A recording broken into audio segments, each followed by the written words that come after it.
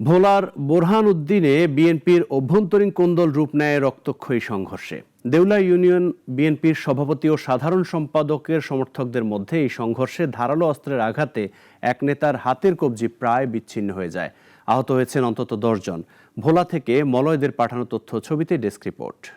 মূল দলের অট সভাপতি রাত্রা কবদিয়া ফালে দিছে, যখন আমাদের জাবেদ ইকবাল সোহেল ভাইয়ের আক্রমণ করে ধরছে, উনি আর কি আত্রা দিয়ে ঠেকাইতে গেছিলেন, কবজিটা পুরো ফালিয়ে দিছে। দলীয় কোন্দল অবশেষে রক্তাক্ত সংঘর্ষে বোরহানুদ্দিনে দেউলা ইউনিয়নে মুখোমুখি সভাপতি ও সম্পাদকের অনুসারীরা।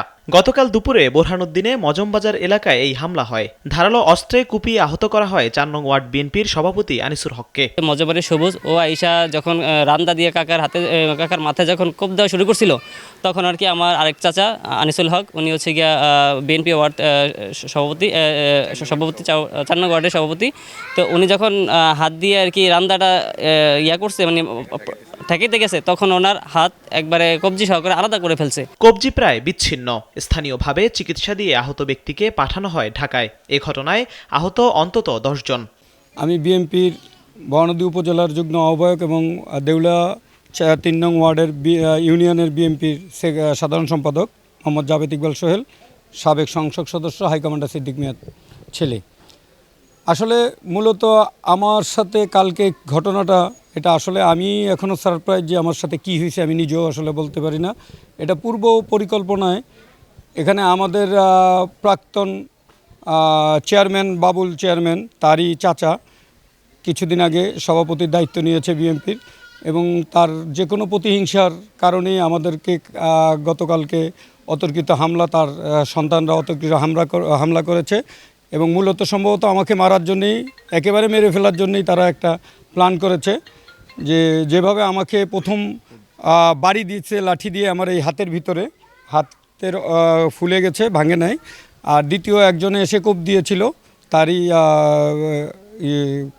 সন্ত্রাসী দলের তারই একজন লোক, তার নাম হলো সবুজ মজম। সে এসে আমাকে দাও দিয়ে কোপ দিয়েছিল। ওই কোপটা আমার চাচাতো ভাই 3 নং দেউলা ইউনিয়নের 4 নং ওয়ার্ডের সভাপতি বিএনপির, সে আমার বাঁচাতে বলে হাত দিয়ে ঠেকাতে গিয়ে তার হাতের কবজি পুরাটাই কেটে গেছে।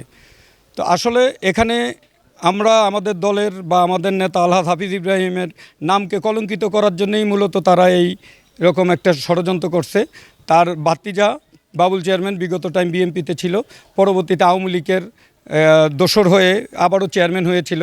এই তারই চাচা, সেই আওয়ামী লীগের দোসর আমাদের নেতা আলহাজ হাফিজ ইব্রাহিম সাহেবকে লাঠি নিয়েও একসময় তারা আওয়ামী লীগের সময় আমাদের নেতাকে বাড়িতে আসতে দেয় না, দেশে আসতে দেয় না, লাঠি নিয়ে দাঁড়িয়েছিল।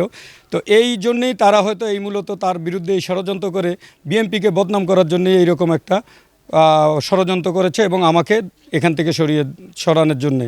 আমাকে এখান থেকে সরালেই তারা লুটপাট করতে পারবে। তারা হয়তো বা তাদের যেই নোংরা মেন্টালিটি, চিন্তা চেতনা, তারা তাই প্রতিষ্ঠিত করতে চাচ্ছে। স্থানীয় নেতাকর্মীরা জানান, কমিটি গঠনের পর থেকেই 2 গ্রুপের সংঘর্ষ। আহতের স্বজনদের দ্রুত বিচারের দাবি।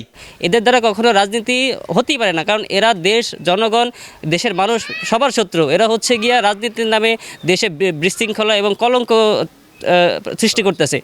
এদের দ্বারা আসলে কখনো মানুষ, দেশ কেউই নিরাপদ নয়।